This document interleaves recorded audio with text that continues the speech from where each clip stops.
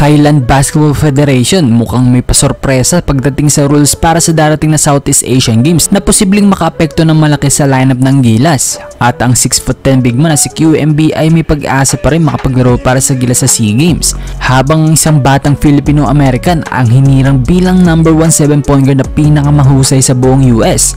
Yan ang mga pag-uusapan natin ngayon sa video na to. Umpisa natin mga brody sa batang Phil-Am, dahil ang ibinalita natin kamakailan lang na si Blaze Johnson, isang 6'4" point guard, ay namarkahan ng ESPN ranking, isa sa mga pangunahing ranking website ng mga pinakamahuhusay na high school basketball prospects sa Amerika. Namarkahan ng 4-star recruit ng ESPN itong si Johnson at pang rank 7 sa lahat ng point guard sa buong class 128. Though walang pang nakalagay na star level sa website dahil mukhang bago pa lang in-update ng ESPN ng ranking. Miski yung height at weight niya ay hindi pa rin updated.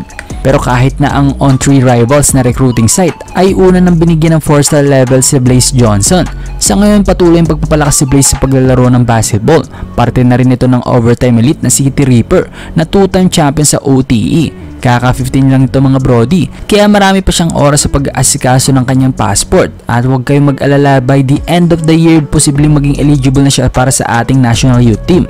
At kung kaya na makipagsabayan sa under 18 ng Asia, magiging eligible siya para sa Batang Gilas under 18 next year.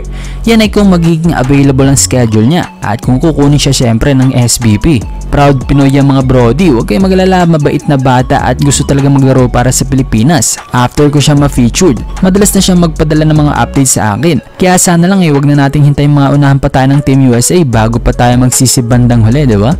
Magpunta naman tayo sa kabilang dako ng ating quick update dahil meron post ang isang basketball page mula sa bansang Indonesia na ngayon lang ay nakumpirma nila na wala mga naturalized player nila like Lester Prosper, Marcus Bolden, Anthony Bean. Bakit? Dahil ayon sa isa sa parte ng training camp ng kanilang national team ay ayon sa rule ng Thailand para sa SEA Games ngayong taon, dapat before 16 daw ang mga passport holder na makakapaglaro lamang sa SEA Games. Nataliwas sa alam nating rule na in-announce ng Thailand, di ba?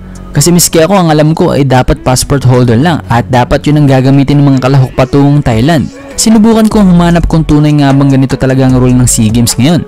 Pero wala pa rin tayo mahanap na malinaw na nagsasabing dapat before 16 ang mga passport holder. May mga nabasa tayong balita sa page ng mga Thai at ayon sa ilang mga fans nila, hindi daw makapaglaro sila dahil sa Japan B-League ito naglalaro. Habang si Morgan hindi rin daw available. So mukhang lumalabas na kung sakaling totoong nagbago ang rules. Kung sakali lang naman baka mas gugustuhin ng Thailand na damay-damay na lang since wala ang ilang mga Thai-American nila.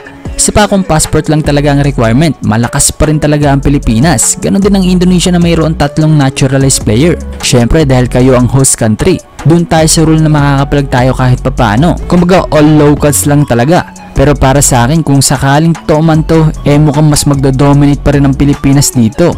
Bakit? Dahil walang naturalized player bawat team, plus karamihan sa mga mixed player ng Thailand at Indonesia mga late na nakatanggap ng kanilang mga passport katulad ni Morgan, Lish, Lamb at Brunig ng Thailand. Ang 3 naturalized player at si Jawato naman ng Indonesia. Kaya sa madaling salita mas mababa yung level ng kompetisyon at di hamak na mas marami pa rin tayong mga talentadong homegrown pagdating sa larangan ng basketball. Sa paayon kay Coach Norman Black, waiting pa rin ang Gilas para sa 16 na si Quentin Laura Brown kung papayagan nga ba ito makapaglaro sa SEA Games. So hindi pa rin 100% sarado ang pinto ng Gilas para kay QMB. Kaya kung sakaling pala rin at maging available ito sa Disyembre, eligible siya sa SEA Games dahil before 16 niya nakuha ang kanyang Philippine passport. Yun, kaya mga brody, anong sa tingin nyo? Mas okay nga bang before 16 ang rule o hindi? Komento nyo lamang sa baba at ating babasahin yan.